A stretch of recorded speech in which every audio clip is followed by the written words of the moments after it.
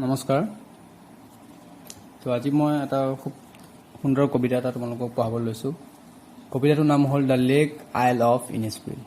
তো William Butler য়েটছ এই কবিতাটো লিখিছিল।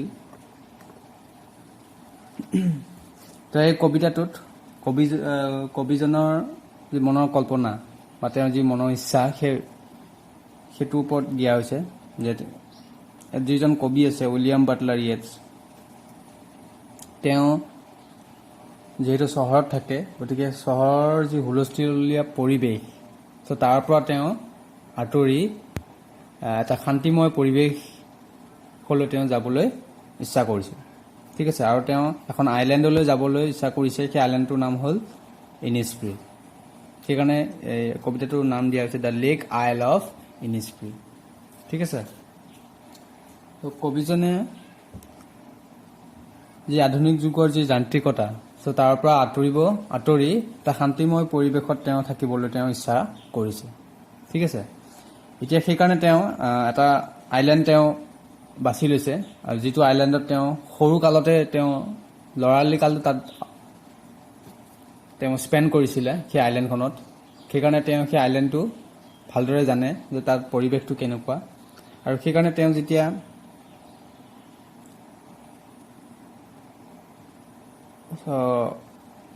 চহৰৰ যি অশান্তি পৰিৱেশত যিহেতু তেওঁ এতিয়া আছে, গতিকে তেওঁ অলপ শান্তি বিচাৰি সেই ঠাইখনলৈ যাবলৈ ওলাইছে।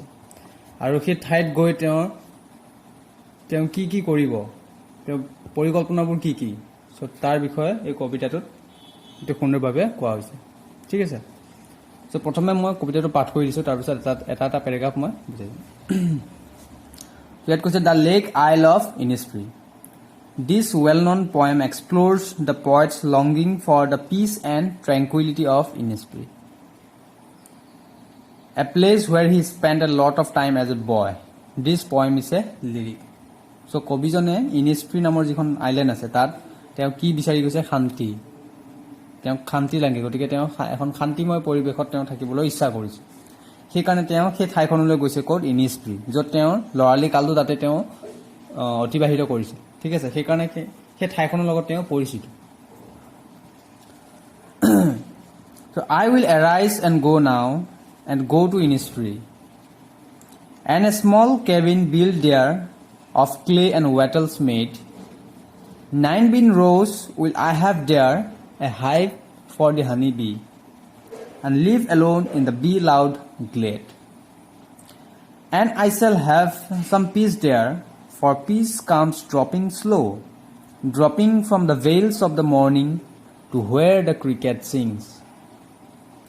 There midnights all a glimmer, and noon a purple glow, and evenings full of the linnet's wings. I will arise and go now, for always night and day I hear the lake water lapping with low sounds by the shore, while I stand on the roadway or on the pavement's grey, I hear it in the deep heart's core. তো 12 শাৰী এই কবিতাটো হয়। ঠিক আছে, এতিয়া মই প্ৰথম পেৰেগ্ৰাফটো বুজাই দিব লৈছোঁ। চ' ইয়াত কৈছোঁ আই উইল এৰাইজ এণ্ড গ' নাও এণ্ড গ' টু ইনিছফ্ৰি। তো কবিজনে কি কৰিছে? তেওঁ ইচ্ছা কৰিছে ক'লৈ যাবলৈ? ইনিছফ্ৰি। ইনিছফ্ৰি এখন আইলেণ্ড হয়। সেই আইলেণ্ডটো তোমাৰ আয়াৰলেণ্ডৰ ওচৰত আছে। ঠিক আছে, আয়াৰলেণ্ড নামৰ যিখন দেশ হয় তাৰ আশে পাশে আছে এই ঠাইটো, Innisfree. So' I will arise and go' নাও, তেওঁ মানে এতিয়া যাবলৈ ওলাইছে। ঠিক আছে, আই উইল এৰাইজ এণ্ড গ' নাও এণ্ড গ' টু ইনিছফ্ৰি। তেওঁ ক'লৈ যাবলৈ ইচ্ছা কৰিছে? ইনিছফ্ৰিলৈ। And a small cabin build there of clay and wattles made. আৰু ইনিছফ্ৰিত গৈ তেওঁ যিহেতু তাত থকাৰ কথা তেওঁ ভাবিছে, গতিকে তাত গৈ তেওঁ কি কৰিব? গতিকে তাত থাকিবলৈ তেওঁ কি এটা ঘৰ বনাব লাগিব, হয় নে নহয়? গতিকে তেওঁ ঘৰ বনোৱাৰ কথা কৈছে। চোৱা, and a small cabin build দিয়া, এটা সৰু কেবিন বনাব of clay and wattles made. কিহেৰে বনাব? Clay and ৱাটেলছ। ত' ইয়াত অৰ্থবোৰ দিয়া হৈছে ৱাটেলছৰ। Twisted sticks for making fences walls. এতিয়া আমি খেৰৰ ঘৰবোৰ যে বনাওঁ, ত' তেনেকুৱা তেওঁ এটা সৰু কেবিন তেওঁ নিজৰ কাৰণে বনাব। ঠিক আছে, তাতে সেই ঠাইত বিচাৰি পোৱা যিবোৰ সামগ্ৰী আছে, তো তাৰে তেওঁ এটা সৰু জুপুৰি ঘৰ বনাব। 9 bean rows will I have there, a hive for the honeybee.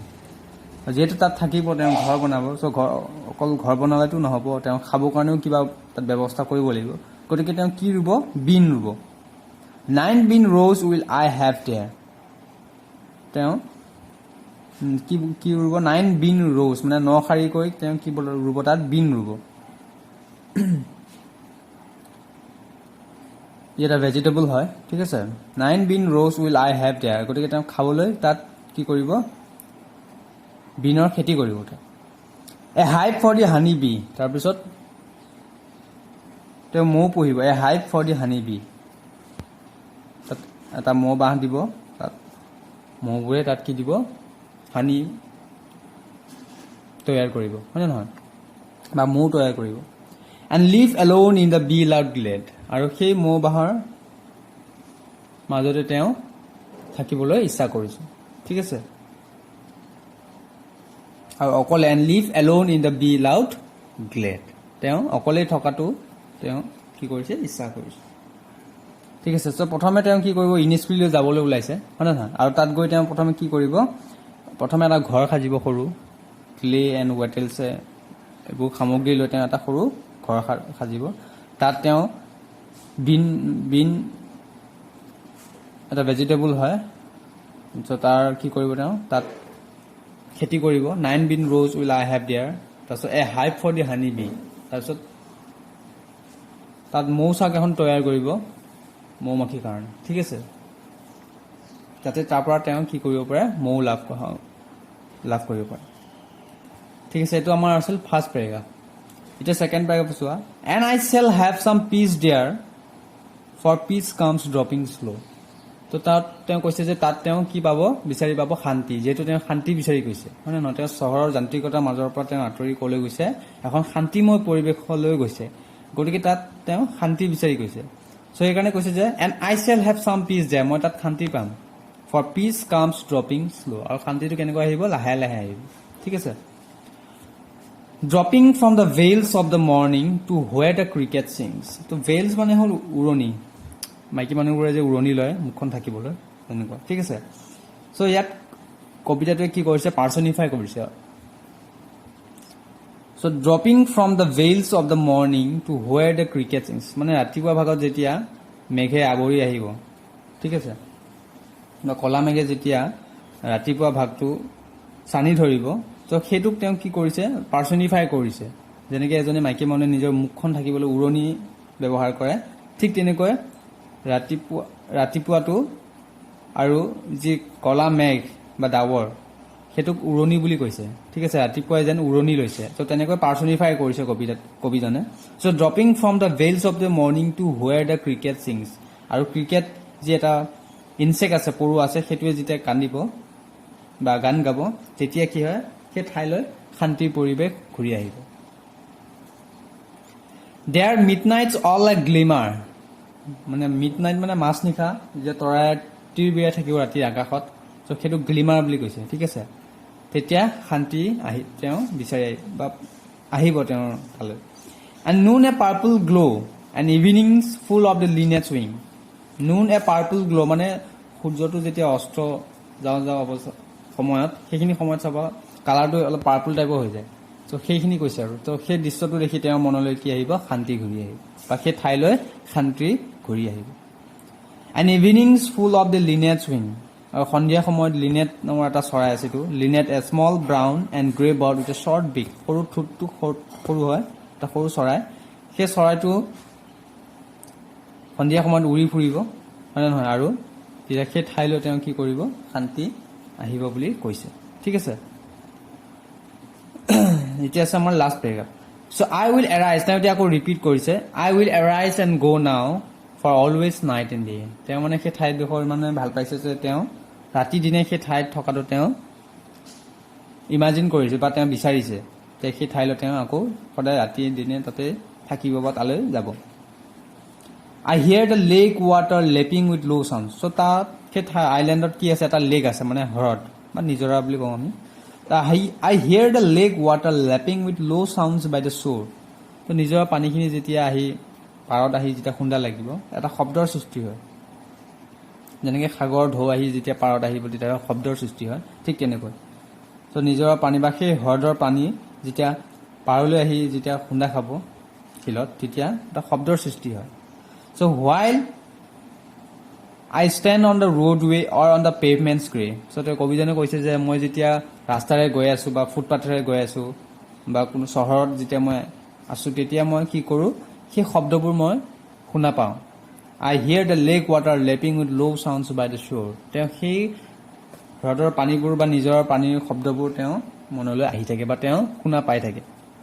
তেওঁ যদি নাথাকক কিয় তেওঁ সেই শব্দবোৰ সদায় শুনা পাই থাকে। So I hear it in the deep heart's core. আৰু তেওঁ গভীৰ অন্তৰত তেওঁ সেই শব্দবোৰ তেওঁ শুনা পায়। তেওঁ যেতিয়া চহৰত থাকিব বা কোনোবা ফুটপাথেৰে তেওঁ যেতিয়া গৈ থাকিব তেওঁ সেই আইলেণ্ডৰ যি লেক আছে লেকৰ পানীৰ যি শব্দ সেই শব্দবোৰ তেওঁ অন্তৰত তেওঁ শুনা পায়। মানে তেওঁ সেই ঠাইৰ কথাবোৰ তেওঁ মনলৈ আহে, ঠিক আছে। চ' এইটো আছিল আমাৰ কবিতাটো দ্য লেক আইল অফ ইনিছফ্ৰি। তো কবিজনৰ মনৰ যি ডিজায়াৰ বা তেওঁ ইমাজিনেশ্যনৰ কথা কোৱা হৈছে কবিতাটোত। যে কবিজনে তেওঁ মনতে ভাবিছে যে মই শান্তি বিচাৰি এনেকুৱা এখন ঠাইলৈ যাম য'ত মই মোৰ ল'ৰালি কালটো মই তাত কটাইছিলোঁ, হয়নে নহয়। তো সেই ঠাইখন তেওঁ ভালদৰে চিনি পাইছিল আৰু তাত তেওঁ শান্তি বিচাৰি তেওঁ সেই ঠাইলৈ গৈছিল, ঠিক আছে। চ' তাত গৈ প্ৰথমে তেওঁ 3টা কাম কৰিব। কি 3টা কাম আছিল? প্ৰথমে তেওঁ এটা নিজৰ কাৰণে এটা সৰু কেবিন বনাব, ঘৰ এটা বনাব। তাৰপিছত তাত তেওঁ খাবলৈ খেতি কৰিব, হয় নে নহয়। তাত কিহৰ খেতি কৰিব? বিন। আৰু তাত তেওঁ মৌচাক এখন তৈয়াৰ কৰিব য'ত মৌ মাখিবোৰে মৌ তৈয়াৰ কৰিব, হয় নে নহয়। আৰু সেইবোৰ বস্তুৰ লগতে তেওঁ থাকি তেওঁ তাত আনন্দ পাব বুলি তেওঁ কৈছে। আৰু তেনেকৈ তেওঁৰ জীৱনলৈ তাত শান্তি ঘূৰি আহিব বুলি কৈছে। আৰু শান্তিটো কেনেকৈ আহিব? ৰাতিপুৱাৰ ভাগত আহিব লাহে লাহে, হয় নে নহয়। তাৰপিছত যেতিয়া ক্ৰিকেট চৰাই যেতিয়া পৰুৱাটোৱে যেতিয়া কান্দিব তেতিয়া শান্তি আহিব। ৰাতি মাজনিশা যেতিয়া তৰাবোৰ জিলিকি থাকিব তেতিয়া শান্তি আহিব বুলি কৈছে। সন্ধিয়া সময়ত লিনেট চৰাই যেতিয়া আকাশত উৰিব তেতিয়া শান্তি আহিব বুলি তেওঁ কৈছে। তো এইটো আছিল আমাৰ আজি কবিতা দ্য লেক আইল অফ ইনিছফ্ৰি। আইল বুলি ক'বা এইটো, ঠিক আছে, দ্য লেক আইল অফ ইনিছফ্ৰি। চ' কবিতাটো চাবা তোমালোকে আৰু সকলোৱে পঢ়িবা, খুব সুন্দৰ কবিতা। ভিডিঅ'টো চাবা তোমালোকে ভালদৰে। কিবা যদি বুজি নোপোৱা থকা মোক সুধিবা, ঠিক আছে। ঠিক আছে, নমস্কাৰ। ভিডিঅ'টো ইমানতে সামৰণি মাৰিছোঁ, নমস্কাৰ।